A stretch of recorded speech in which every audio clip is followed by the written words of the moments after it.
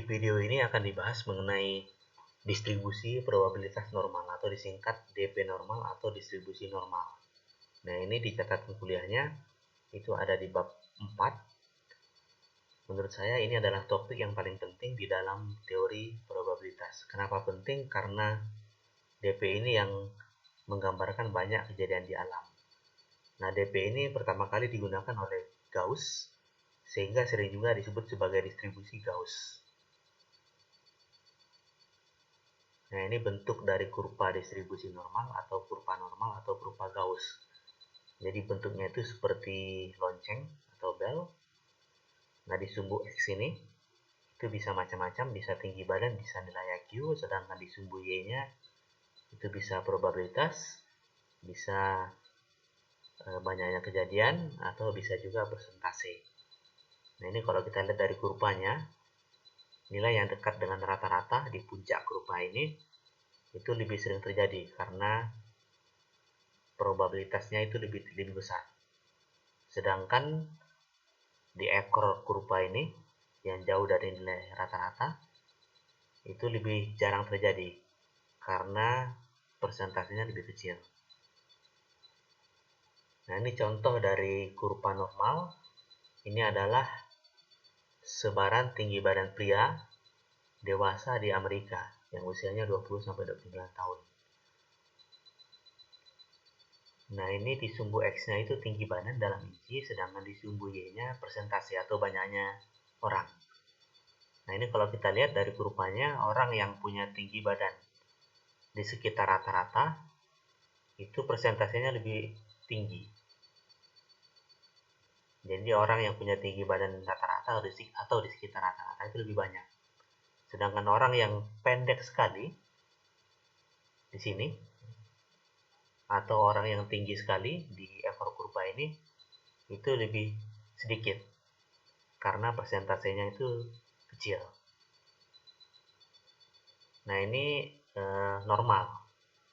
Mungkin kalau di Indonesia juga kalau diukur tinggi badan prianya juga mungkin sebarannya seperti ini.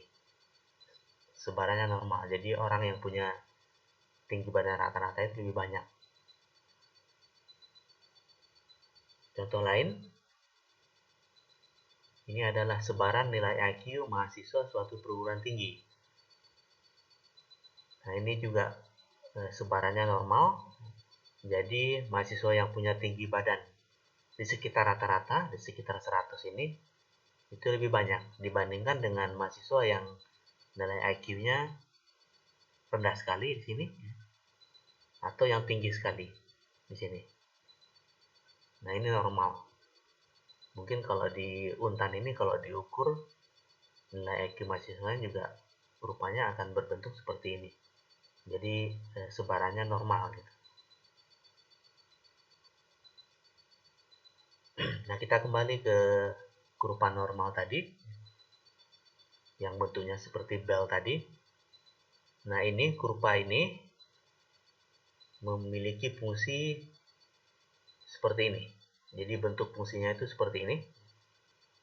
Jadi ini fungsi dari kurva normal ini itu sama dengan 1/sigma akar 2pi dikalikan dengan E pangkat minus X minus mu kuadrat dibagi dengan 2 dikali sigma kuadrat.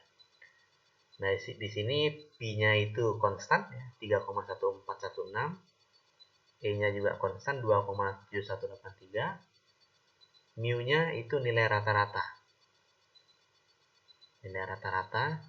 Kemudian sigma-nya itu simpangan baku.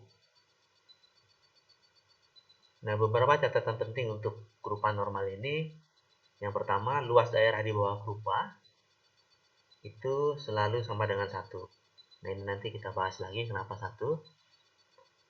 Nah, karena dari fungsi ini pi dan E-nya konstan, maka nanti kurva ini akan ditentukan oleh sigma dan mu-nya. Jadi akan ditentukan oleh nilai rata-rata dan simpangan bakunya. Nah, nanti nilai mu atau nilai rata-rata itu akan menentukan lokasi atau letak kurva, sedangkan sigmanya atau simpangan baku itu akan menentukan bentuk kurvanya.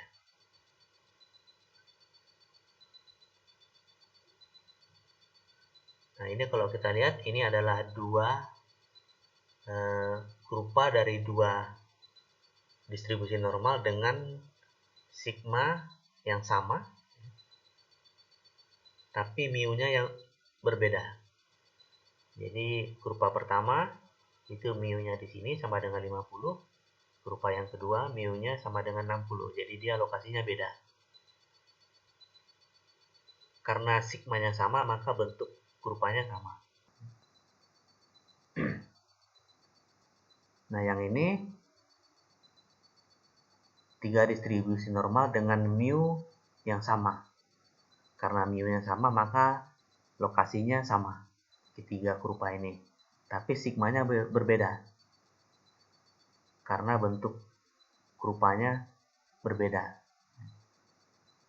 Jadi di sini sigma 1 itu lebih kecil dibandingkan dengan sigma 2, lebih kecil dibandingkan dengan sigma 3.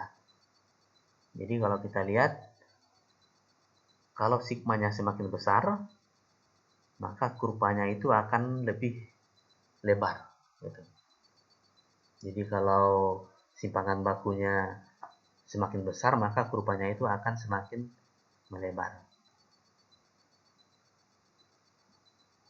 Nah, ini kurva dari dua distribusi normal dengan sigma dan mu yang berbeda. Jadi sigmanya beda sehingga bentuk kurvanya juga beda.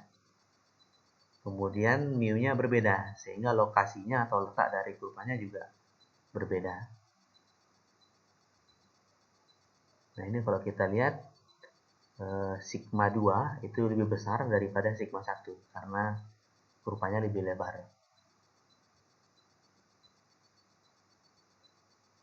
Nah, untuk kurva ini, kurva A dan B itu punya nilai rata-rata yang sama karena mu-nya sama-sama 3,5. Tapi simpangan bakunya beda. Yang ini simpangan bakunya 1,5, yang ini simpangan bakunya 0,7. Nah, karena ini simpangan bakunya lebih besar, maka kurvanya lebih lebar dibandingkan dengan kurva B. B dan C itu simpangan bakunya sama, sehingga bentuk kurvanya sama, tapi nilai rata-ratanya beda. Yang ini nilai rata-ratanya 3,5, yang ini nilai rata-ratanya 1,5, sehingga lokasinya beda.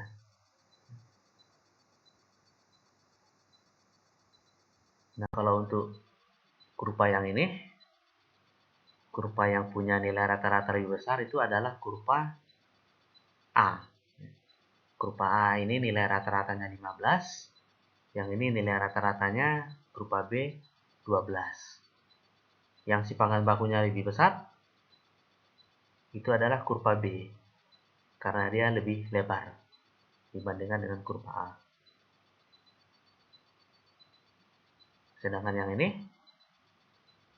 yang kurva yang nilai rata-ratanya lebih besar itu adalah kurva B, 60 nilai rata-ratanya, sedangkan C itu sekitar 45 ya. C ini sama dengan A, nilai rata-ratanya sama-sama 45. Sedangkan kurva yang punya simpangan baku lebih besar itu adalah kurva C, karena bentuknya yang paling lebar, sehingga simpangan bakunya yang paling besar. Oke, kita lanjut ke perhitungan probabilitas. Nah, ini juga topik yang cukup penting di dalam teori distribusi normal mengenai perhitungan probabilitas ini. Jadi contohnya seperti ini, misalkan diketahui sebaran nilai IQ mahasiswa suatu perguruan tinggi itu sebarannya normal dengan nilai rata-rata 100. Nah, kita ingin tahu berapa peluang atau banyaknya mahasiswa yang punya nilai IQ lebih tinggi dari 110. Atau kita ingin tahu berapa peluang atau banyaknya mahasiswa yang punya nilai IQ lebih kecil dari 70 atau berapa banyaknya mahasiswa yang punya nilai IQ di antara 70 sampai 110. Nah, mengenai perhitungan probabilitas ini akan kita bahas di video berikutnya. Nah, mungkin untuk video yang sekarang saya cukupkan sampai di sini. Kita ketemu lagi di video yang berikutnya.